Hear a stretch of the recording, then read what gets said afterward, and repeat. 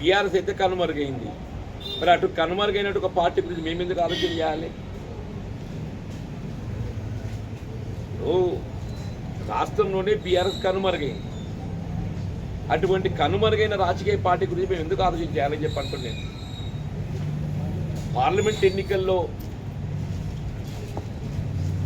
మనం ప్రజాభిప్రాయాన్ని గమనంలోకి తీసుకుంటే, పార్లమెంట్ ఎన్నికల్లోని ప్రజాభిప్రాయాన్ని గమనంలోకి తీసుకుంటే ప్రజాభిప్రాయం బిట్వీన్ కాంగ్రెస్ అండ్ బీజేపీ, ప్రజాభిప్రాయం between Congress and BJP. BRS party కనుమరుగైపోయింది. అటువంటి కనుమరుగైపోయిన రాజకీయ పార్టీ గురించి మేము ఎందుకు మాట్లాడాలి, మేము ఎందుకు ఆలోచించాలి చెప్పండి. అసలు వాస్తవంగా రాష్ట్రంలో రేవంత్ రెడ్డి గారి ఆధ్వర్యంలో ప్రభుత్వం ఏర్పడ్డ తదుపరి మేము ఎన్నికలు చేసిన వాగ్దానాలనే కాదు, ప్రజా అవసరాలు దృష్టిలో ఉంచుకొని అవి ఏమన్నా కానివ్వండి చెప్పంటారు, సమస్యల పరిష్కారానికి ఏదైతుందో పాటుపడి దొరుకుతుంది. ఇవాళ మహిళలకు సంబంధించినటువంటి ఉచిత రవాణా సౌకర్యమే కానీ, ఆర్టీసీ బస్సులో 200 యూనిట్ల వరకు ఏదైతుందో గృహ అవసరాలకు ఉచిత విద్యుత్ సదుపాయమే కానీ, అంటే 10 లక్షల రూపాయల వరకు రాజీవ్ ఆరోగ్యశ్రీలో ఉచిత వైద్య సదుపాయమే కానీ, ఇల్లు లేని నిరుపేద వర్గాలకు గృహ నిర్మాణ కార్యక్రమం కానీ, ఈ కార్యక్రమాన్ని కూడా మేము ఆరంభించేసాం. రుణమాఫీకి సంబంధించి కొంత మాకు ఆర్థిక వనరులు సమకూర్చడం లోపల కొంత జాప్యం. ఇలా గౌరవ ముఖ్యమంత్రి రేవంత్ రెడ్డి గారు ఏదైతుందో మేము ఎన్నికల సమయంలో కూడా పేర్కొన్నాం, బిఫోర్ 15th of August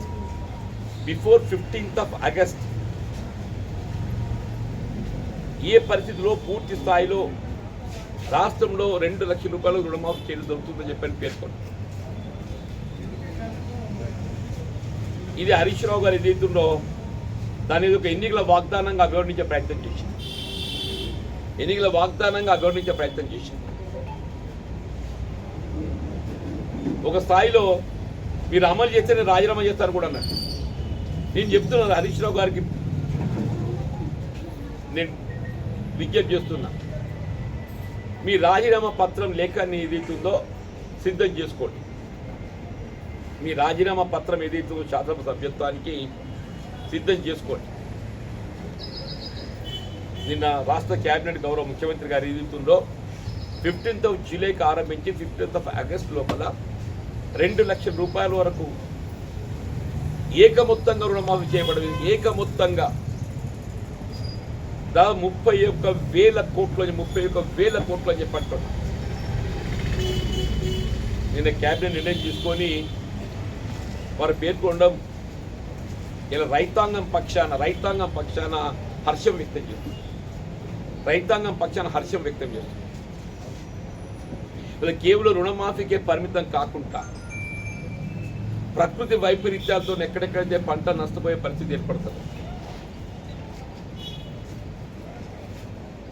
ఆ రైతాంగాన్ని పూర్తి స్థాయిలో పంట పరిహారం ఇప్పించబడే విధంగా ఇలా కేంద్ర ప్రభుత్వం అమలు చేసి తలపెట్టేటువంటి ఒక పంటల బీమా పథకం కేంద్ర ప్రభుత్వం కేవలం 25% మాత్రమే భరించి, ఇతర రాష్ట్రాలలో 25% రాష్ట్ర ప్రభుత్వం భరించబడే విధంగా 50% సంబంధిత రైతు వాటాగా భరించబడే విధంగా కార్యక్రమం అమలు చేస్తుంది. కానీ తెలంగాణ రాష్ట్రంలో మాత్రం ఏదైతుందో రైతాంగంపై ఏ విధమైనటువంటి ఒక భారం లేకుండా రైతు చెల్లించాల్సినటువంటి ఒక పంటల బీమా పథకం, ప్రీమియం ఇన్సూరెన్స్ కూడా ఏదైతుందో రాష్ట్ర ప్రభుత్వం చెల్లింపు చేయబడే విధంగా. అంటే ఇప్పుడు ఏం కాబోతుంది, కేంద్ర ప్రభుత్వం 25% చెల్లిస్తే రైతు చెల్లించాల్సిన 50% వాటా ప్లస్ రాష్ట్ర ప్రభుత్వం చెల్లించే 25%, 75% రాష్ట్ర ప్రభుత్వం చెల్లించబోతుందని చెప్పండి. ఇది దేశంలో ఏ రాష్ట్రంలో కూడా ఈ విధంగా లేదు. అంటున్నాను. కేవలం తెలంగాణ రాష్ట్రంలో మాత్రమే పంటల బీమా పథకంలో రైతు చెల్లించాల్సిన పంటల బీమా ప్రీమియం రాష్ట్ర ప్రభుత్వమే చెల్లించబడే విధంగా విధానపరమైన నిర్ణయం తీసుకొని రాష్ట్ర ప్రభుత్వం అమలు చేయ తలపెట్టడం నిజంగా రేవంత్ రెడ్డి గారు ఒక రైతు బిడ్డగా రైతు పక్షపాతిగా పేర్కొనడానికి నేను నిదర్శనంగా పేర్కొంటున్నాను చెప్పండి.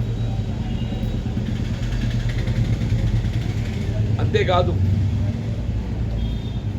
ఇలా వ్యవసాయ ఉత్పత్తులకు కనీస మద్దతు ధర రైతాంగానికి గిట్టుబాటు కావటం లేదనే ఒక భావనతోని ముఖ్యంగా ఇలా పీడిఎస్ రైస్ ఉంది కదా, పబ్లిక్ డిస్ట్రిబ్యూషన్ సిస్టమ్ కింద పంపిణీ చేయబడిన రైస్ ఏదైతుందో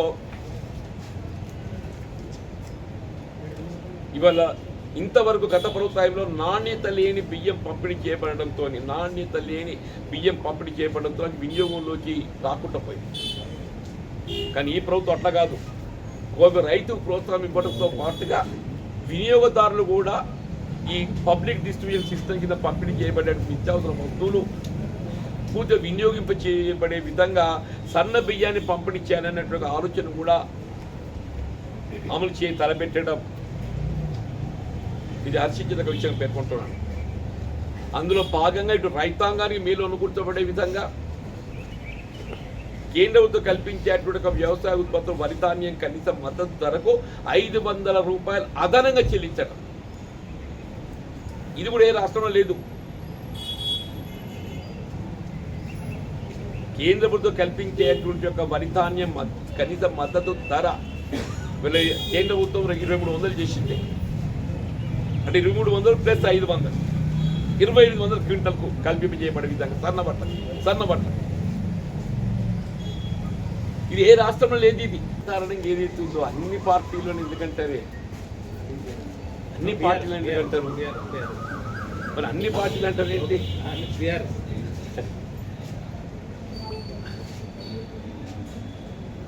నా దృష్టిలో ఏదైతుందో వాస్తవంగా అంటే ఒక విధంగా అది అవకాశవాదానికి నేను నిదర్శనంగా భావిస్తాను చెప్పాను.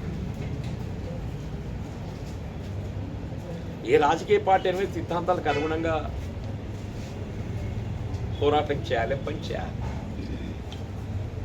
ఈ రాష్ట్రంలో కాంగ్రెస్ పార్టీ ప్రభుత్వం ఏర్పడ్డది, 65 శాసనసభ్యులతో సుస్థిర ప్రభుత్వం ఏర్పడ్డది, 65 శాసనసభ్యులతో సుస్థిర ప్రభుత్వం ఏర్పడ్డది. గౌరవ ముఖ్యమంత్రి రేవంత్ రెడ్డి గారి యొక్క ఆధ్వర్యంలో ఈ 5 సంవత్సరాల కొరకే కాకుండా రాబోయే కాలంలో కూడా తిరిగి రాష్ట్రంలో కాంగ్రెస్ ప్రభుత్వం ఏర్పాటు చేసే అవకాశం. ఎందుకంటే ప్రభుత్వం ఆలోచన చేసి అమలు చేయబడే కార్యక్రమాలని చెప్పండి. వాస్తవం ఇప్పుడు మిత్రులు లక్ష్మణ్ గారు వచ్చిందో మాట్లాడదామనుకుంటున్నాను. మీరు చేపడుతున్న కార్యక్రమాలు ఇప్పుడు అడిగేవరకల్లా అంటే ఉన్న పరిస్థితుల్లో ఏదైతుందో కాంగ్రెస్ పార్టీ సుస్థిరంగా ఉంది. యాజ్ అ కాంగ్రెస్కి ఏదైతుందో మాకు ఇతరులు చేసుకోవాల్సిన అవసరం ఉందని నేనంటే భావించాలి చెప్పండి. ప్రభుత్వం సుస్థిరంగా ఉన్నది కాబట్టి సరే ఎవరైనా స్థానిక పరిస్థితులు, వారి యొక్క వ్యక్తిగత ఆలోచన విధానం, దాన్ని మరి నేను చెప్పలేను. కానీ as it is Congress party మాత్రం సుస్థిరంగా ఉన్నది. రేవంత్ రెడ్డి గారి యొక్క ఆధ్వర్యంలో ప్రభుత్వం ఏదైతే ఎన్నికలు చేసిన వాగ్దానాలే కానీ, సంక్షేమ కార్యక్రమం అమలే కానీ, ఈ 5 సంవత్సరాల కొరకే కాకుండా మేము తిరిగి కూడా ఏదైతుందో రాహుల్ గాంధీ గారి యొక్క నాయకత్వంలో కాంగ్రెస్ పార్టీ రాబోయేటువంటి ఒక 2 దశాబ్దాలు 20 సంవత్సరాల కాలం ఇక్కడ కాంగ్రెస్ పార్టీ కొనసాగుతుంది. అసలైన తొలి వెలుగు. ఫాలో వాట్సాప్ @తొలి వెలుగు official.